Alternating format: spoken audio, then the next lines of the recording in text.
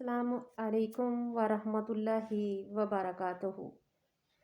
مذہبی انتظامات۔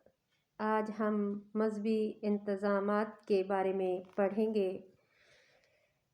ملک میں امن قائم رکھنے کی غرض سے بعض ضروری انتظامات سر انجام پائے تھے۔ ان سے زیادہ ضروری مسلمانوں کے مذہبی امور کے انتظامات کا مسئلہ تھا۔ یہودیوں میں مذہبی فرائض کے ادا کرنے کے لیے ایک مخصوص خاندان مقرر تھا۔ اس کے علاوہ کسی اور کو اس خاندان کی بجا آوری کا حق حاصل نہیں تھا۔ عیسائیوں میں گو خاندان کی تحقیق نہ تھی، لیکن ان میں ایک خاص طبقہ پیدا ہو گیا تھا جس نے اس خدمت کو اپنا حق قرار دے لیا تھا۔ ہندوؤں میں غیر برہمن کسی مذہبی خاندان کا مستحق نہیں تھا، مذہبی خدمت کا مستحق نہیں تھا۔ دنیا کو دوسری قوموں کا بھی یہی حال تھا۔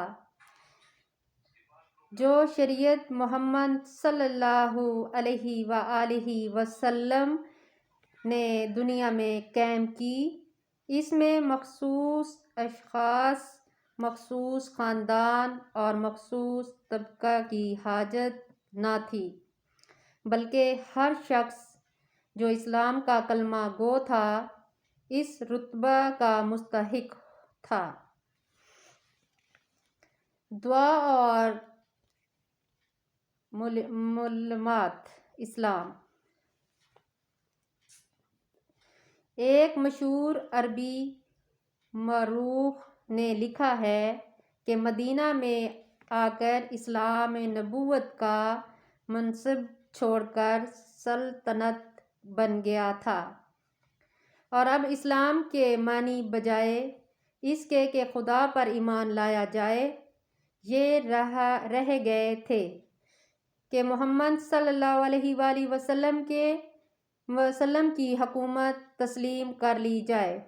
اسلام کا مقصد وہ تھا جو خدا تعالیٰ نے قرآن مجید میں بیان کیا ہے۔ سورۃ الحج۔ وہ لوگ جن کو ہم زمین میں اگر طاقت دیں تو نماز قائم کریں، زکوٰۃ دیں، اچھی باتوں کا حکم دیں اور بری باتوں سے روکیں۔ اس بنا پر ہر مسلمان واقف بھی ہوتا تھا اور مستعصب بھی، دائمی مذہب بھی اور ماہر شریعت بھی۔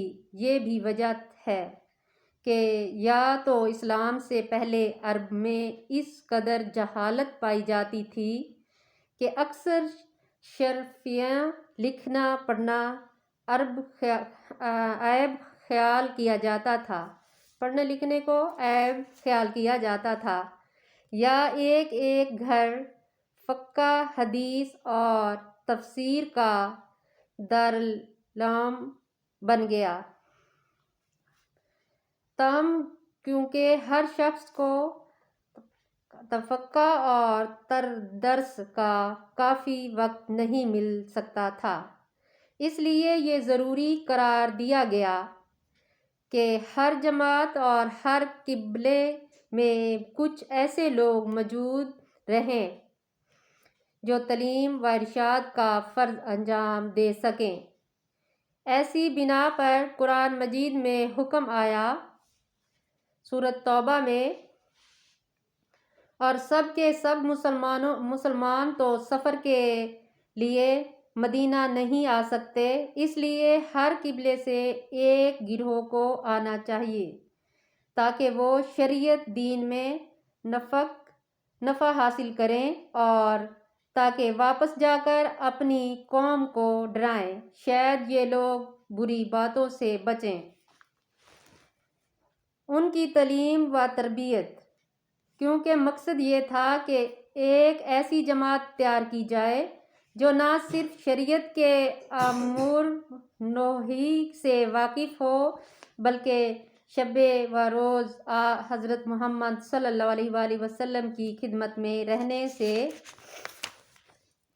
تمام تر اسلامی رنگ میں ڈوب جائے، جس کی گفتگو، کردار، بات چیت، قول و عمل ایک ایک چیز تعلیم نبوی کے پرتو سے منور ہو جائے تاکہ وہ تمام ملک کے لیے حسن اور نمونہ عمل بن سکے۔ اس لیے عرب کے ہر قبلہ سے ایک جماعت آتی تھی اور آپ صلی اللہ علیہ وآلہ وسلم کی خدمت میں رہ کر تعلیم سے برآمد ہوتی تھی۔ حضرت ابن عباس رضی اللہ تعالیٰ عنہ سے روایت ہے، عرب کے ہر ایک قبلے کا ایک گروہ حضرت محمد صلی اللہ علیہ وآلہ وسلم کے پاس جاتا تھا اور آپ سے مذہبی امور دریافت کرتا تھا اور دین میں نفع حاصل کرتا تھا۔ دیانی اسلام جو اطراف عرب میں بھیجے جاتے تھے ان کو ہدایت کی جاتی تھی کہ لوگوں کو اس بات پر آمادہ کریں کہ وطن چھوڑ کر مدینہ میں آ جائیں اور یہی بود و باش اختیار کریں۔ اس کا نام ہجرت تھا۔ اس بنا پر بیعت کی دو قسمیں کر دی گئی تھی، بیعت عربی اور بیعت ہجرت۔ بیعت العربی صرف ان بدوؤں کے لیے تھی جن کو کچھ دنوں مدینہ منورہ میں رہ کر تعلیم دینا مخصوص تھا۔ مختصر مشکل الآثار میں روایت ہے کہ عقبہ جنی رضی اللہ تعالیٰ عنہ جب اسلام لائے تو حضرت محمد صلی اللہ علیہ وآلہ وسلم نے ان سے دریافت کیا کہ بیعت العربی کرتے ہو یا بیعت الہجرت؟ اس کے بعد منصف لکھتا ہے، ہجرت کی بیعت کرنے کا لازم ہو جاتا ہے کہ حضرت محمد صلی اللہ علیہ وآلہ وسلم کے پاس قیام کریں تاکہ حضرت محمد صلی اللہ علیہ وآلہ وسلم ان کو اسلامی امور میں لگائے، اور بیعت عربی میں یہ ضروری نہیں۔ اس بنا پر عرب کے بہت سے خاندان اپنے گھروں سے ہجرت کر کے مدینہ میں چلے گئے تھے۔ حضرت ابو موسیٰ اشعری رضی اللہ تعالیٰ عنہ آئے تو ان شخصوں کو لے کر آئے اور مدینہ میں آباد ہوئے۔ خلاصۃ الوفا سے معلوم ہوتا ہے کہ مدینہ میں جنیت وغیرہ قبائل کی الگ الگ مسجدیں تھیں۔ یہ وہی قبائل تھے جو ہجرت کر کے مدینہ آ گئے تھے، اور کیونکہ مسجد نبوی سب کے لیے کافی نہ تھی اس لیے الگ الگ مسجدیں بن گئی تھیں۔ آمین ثم آمین۔ صدق اللہ العظیم۔